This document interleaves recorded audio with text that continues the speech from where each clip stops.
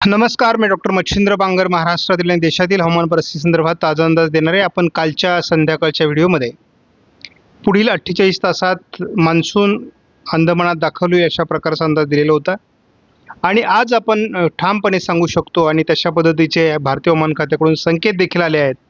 उद्या म्हणजे येत्या 24 तासामध्ये मान्सून अंदमानात दाखल होईल.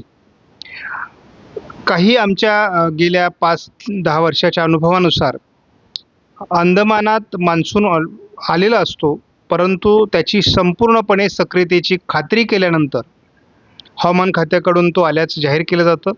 त्यामुळे यापूर्वीच 2 दिवसाखाली हा मान्सून अंदमानात स्थिरावले आहे, परंतु आता खात्री पटल्यानंतर उद्या भारतीय हवामान खात्याकडून त्याची अधिकृत घोषणा होईल आणि उद्या घोषणा झाल्यानंतर आपला पहिला अंदाज बरोबर येणार आहे आणि तो म्हणजे यावर्षी देखील मान्सून अंदमानात आठवडाभर अगोदर येईल हा बरोबर ठरणार आहे. भारताच्या या उपग्रही छायाचित्रामध्ये आपण बघितलं तर महाराष्ट्रामध्ये कुठेही मेघगर्जना पावसाचा तर नाही आहे आणि आज 15 तारखेला विशेष कुठेही पावसाची परिस्थिती फारशी निर्माण झाली नाही. उद्या हवामानात काय बदल होईल किंवा पुढील 48 तासाची काय परिस्थिती असेल हे आपण बघणार आहोत. येत्या 48 तासात ECMWF मॉडेलचा अंदाज या ठिकाणी काय दिसते ट्रॉपिकल त्रिबेटमध्ये किंवा न्यूमेरिकल मॉडेल प्रिडिक्शनमध्ये ते आपण बघणार आहोत. 16 आणि 17 तारखेचा अंदाज आपण बघणार आहोत. घाटमाथ्यावर साधारण 16 तारखेला पावसाळी परिस्थिती वाढू शकते असा अंदाज आहे. दोन्ही समुद्रामध्ये वादळी परिस्थिती देखील निर्माण होऊ शकते आणि साधारण आपण हे 17 तारखेपर्यंतचा अंदाज आपण गृहीत धरणार आहोत. तर कोकण आणि घाटमाथ्यावर पावसाचं प्रमाण येत्या 48 तासात वाढू शकतं. त्याचबरोबर गडचिरोलीच्या दक्षिणी भागातही वाढू शकतं असा प्राथमिक अंदाज आहे. आता आयकॉन मॉडेल काय म्हणतंय त्याचाही आपण पुढील 48 तासात अंदाज बघणार आहोत, 17, 16, 17चा.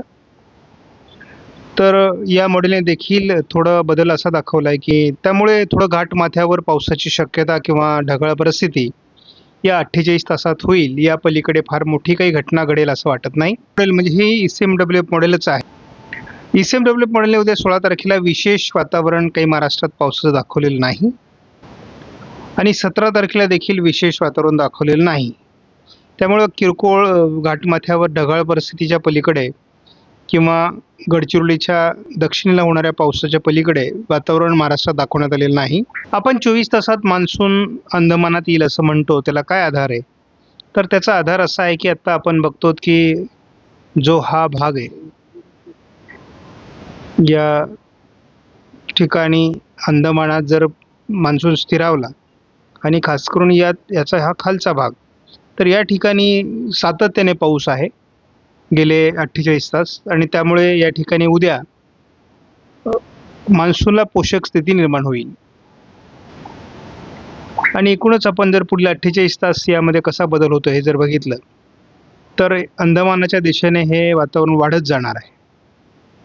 16 तारखेला आपण बघतो की अंदमानात मोठ्या प्रमाणात वातावरण बदलतंय. म्हणजे एकूणच आपण जर बघितलं तर सातत्याने अंदमानामध्ये पुढील 48 तास पावसाळी वातावरण आहे. आपण या ठिकाणी स्पष्टपणे बघतो की वाऱ्यांची दिशा मान्सूनला पोषक सध्या झालेली आहे, परंतु वारे जरी विरुद्ध दिशेने असले तरी हा एक प्रभाव आहे आणि हा लवकरच बदलेल. जसाही मान्सून स्थिरावेल तसं मान्सून भारताच्या दिशेने हे वारं बदलतील. त्यामुळे 48 तासात खूप मोठी परिवर्तनं आपल्याला बघायला मिळू शकतात. उद्या होणाऱ्या मान्सूनच्या घोषणेसंदर्भात आपला पहिला अंदाज बरोबर येणार आहे.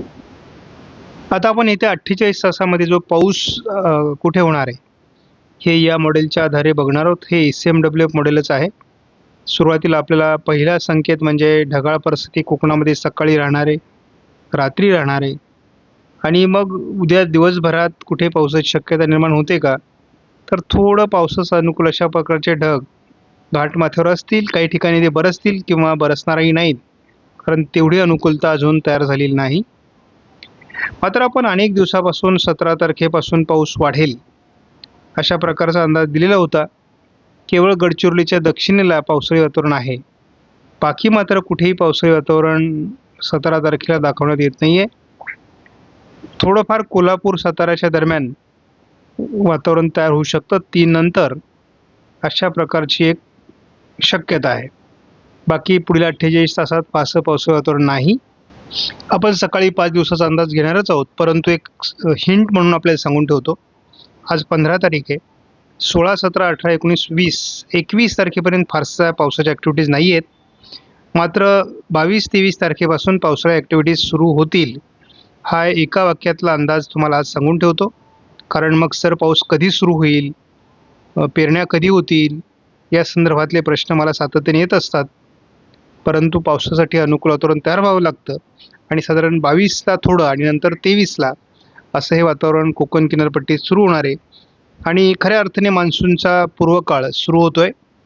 त्यामुळे जोरदार मान्सूनच्या पूर्वसरी आपल्याला कोकणात आणि काही पश्चिम महाराष्ट्राच्या भागात बरसताना दिसतील. यामध्ये अहिल्यानगर, पुणे, सातारा, सांगली, कोल्हापूर, सोलापूर, लातूर, धाराशिव आणि बीड या जिल्ह्याच्या काही भागात ह्या सरी असणार आहेत. त्यामुळे याविषयी आपण सकाळच्या अंदाजामध्ये पुन्हा सविस्तर बघू. आजच्या व्हिडिओचा निष्कर्ष एवढाच आहे. 24 तासामध्ये मान्सून अंदमानात दाखल होईल आणि त्यांचा पुढचा प्रवास मान्सून 2026चा सुरू होईल. त्याचे टप्पे आणि महाराष्ट्रात तो येऊपर्यंत किंवा महाराष्ट्राला ओलांडेपर्यंत आपण मान्सूनचा अंदाज सांगतो. टप्प्याटप्प्याने अगदी मान्सून राजस्थानमध्ये किंवा अगदी जम्मू काश्मीरमध्ये पोहोचेपर्यंत आपण त्याच्यावर मधून नजर टाकत असतो. आणि हा प्रवास आता उद्या सुरू होतोय. शेतकऱ्यांसाठी आनंदाची बातमी आहे. यावर्षी पाऊस कसा असेल याविषयीचे मान्सूनचे अंदाज आपण दिलेले आहेत. आणि मी शेतकऱ्यांना आश्वासित केलेलं आहे की शेतकऱ्यांनी घाबरून जाण्यासारखी परिस्थिती नाही. महाराष्ट्रामध्ये फार दुष्काळी परिस्थिती नाही आहे. आयुडी पॉझिटिव्ह आहे आणि जून जुलैमध्ये पाऊस चांगला आहे. त्यामुळे आपल्याला ऑगस्ट सप्टेंबरमध्ये गरजेपुरता पाऊस पडणार आहे. त्यामुळे हे वर्षसुद्धा आपलं समाधानाने आणि आनंदाने जाणार आहे. त्यामुळे दुष्काळाची भीतीच महाराष्ट्रातल्या शेतकऱ्यांनी बाळगण्याची गरज नाही, कारण मी त्यांच्यासाठी अंदाज देतो.